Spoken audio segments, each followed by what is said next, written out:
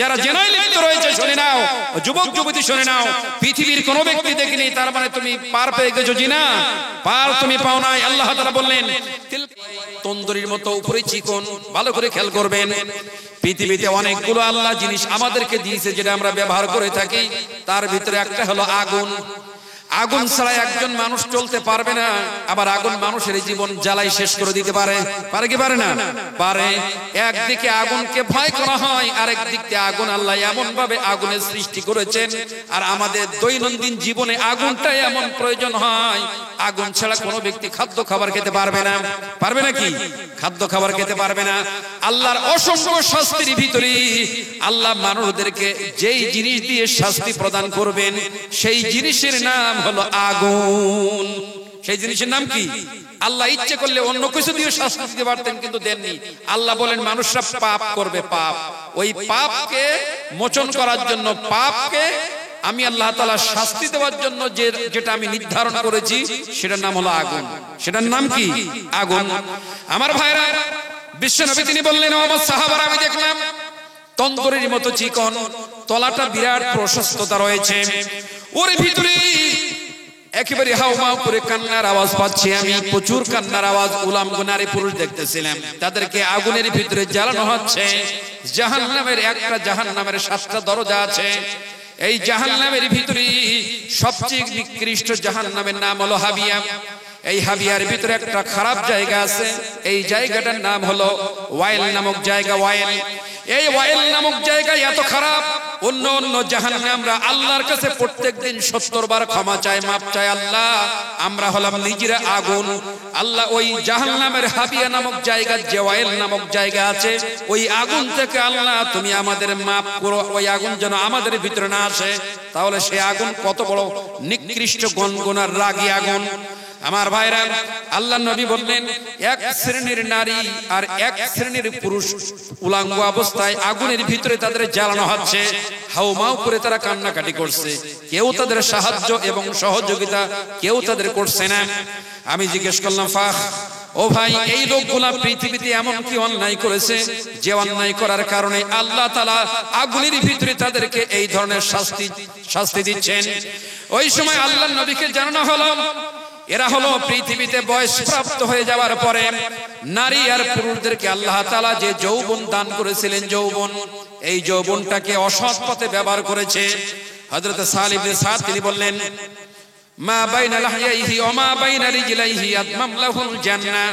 কোন ব্যক্তি যদি 2 উরুর মধ্যখানে লজ্জাস্থান যা হেফাজত করে একজন মানুষ, যুদ্ধের ময়দানে যাওয়া যত কঠিন, ওর চাইতে কঠিন যৌবনত্ব ধরে রাখার মতো বা ধরে রাখতে পারবে এমন কোন যুবক, এমন কোন যুবতী রয়েছে যারা তাদের যুবক, এই যে যৌবনত্ব যেটা আল্লাহ দান করেছেন, সহজে এটাকে নিয়ন্ত্রণ মানানো যায় না।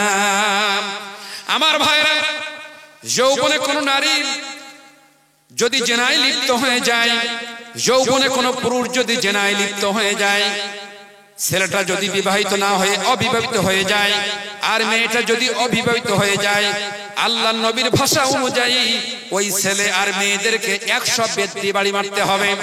ওই 100 বেতের বাড়ি সাধারণ লোক মারবে না, এরা বিচারক যারা তারাই মারবে। শুধু তাই নয়, 100 বেত দিয়ে বাড়ি মারার পরে 1 বছরের জন্য এলাকা থেকে বের করে দিতে হবে।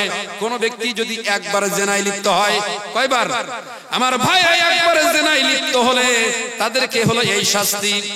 এবার আসেন, বিবাহিত নারী আর বিবাহিত পুরুষ তারা যদি জেনায় লিপ্ত হয়ে যায়, আল্লাহর নবীর ভাষা অনুযায়ী সেটা হলো এই, জেনাকারী নারী আর জেনাকারী মহিলা উভয় যদি জেনায় লিপ্ত হয়ে যায়, অথচ উভয়ের স্বামী, উভয়ের স্ত্রী, উভয় আছে, এ কাজের সাথে যদি লিপ্ত হয়ে যায়, আল্লাহর নবী বললেন এদেরকে এই পৃথিবীর জমিনে গলা পর্যন্ত পুঁতে দিতে হবে। গলা পর্যন্ত পুঁতে তাদেরকে পাথর মেরে মেরে পৃথিবীর থেকে বিদায় দিতে হবে। পৃথিবীর থেকে এরা বেঁচে থাকার সুযোগ পাবে না। আমার ভাইরা, এটা হলো আল্লাহর বিধান। আর আল্লাহর বিধানটাকে কিভাবে লাঞ্ছিত করেছি আমরা। জেনা ব্যভিচার করার জন্য লাইসেন্স দেওয়া আছে না নাই? আছে না নাই? আমার ভাইরা, কোন গ্রামের ভিতরে, কমের ভিতরে যদি 3টা বড় পাপ কাজ হয়, আল্লাহ ওই গ্রামের ভিতরে কমের ভিতরে আল্লাহ তিনটা শাস্তি দিবেন। তার একটা হলো জেনায় লিপ্ত যদি গ্রামের মানুষ পৃথিবীর মানুষ যদি জেনায় লিপ্ত হয়ে যায়, আল্লাহ বললেন জেনায় লিপ্ত হয়ে যাওয়ার কারণে আমি আল্লাহ ওই দেশে ওই এলাকায় এমন মহামারী এলাকার মানুষদেরকে শেষ করে দিয়ে দেই। এলাকার মানুষদেরকে এমন ভাবে আমি আল্লাহ মহামারী বা এমন ব্যাকটেরিয়া রোগের ভিতরে তাদেরকে ফেলে দিয়ে দেই, যেই রোগের ব্যাপারে রোগের বিষয় ইতিপূর্বে দুনিয়ার কোনো মানুষ জানবে না। কোনো ব্যক্তি যদি জেনায় লিপ্ত হয়ে যায় আর জেনার যদি প্রতিবাদ না করা হয়, জেনা যদি না থামাই দেওয়া হয়, তাহলে গোটা গ্রাম গোটা কম আল্লাহর লানতে ধ্বংস হয়ে যাবে। বলুন নাউজুবিল্লাহ। আমার ভাইরা, অসংখ্য ছেলেরা আছে, অসংখ্য মেয়েরা আছে গোপনে গোপনে জেনায় লিপ্ত হয়েছে। শুধু তাই নয়, বিবাহের আগে অনেক নারী নিজের সতীত্ব হারাই ফেলেছে। অনেক পুরুষ রয়েছে বিবাহের আগে নিজের সতীত্ব নষ্ট করে ফেলেছে। আর এখনকার যুগে দেখেন আশ্চর্য বিষয়, সেটা হলো এই মেয়েটার এখনো পর্যন্ত বিবাহ হয় নাই। ছেলের সাথে খারাপ কাজ করার কারণে তার পেটের ভিতরে সন্তান চলে গেল।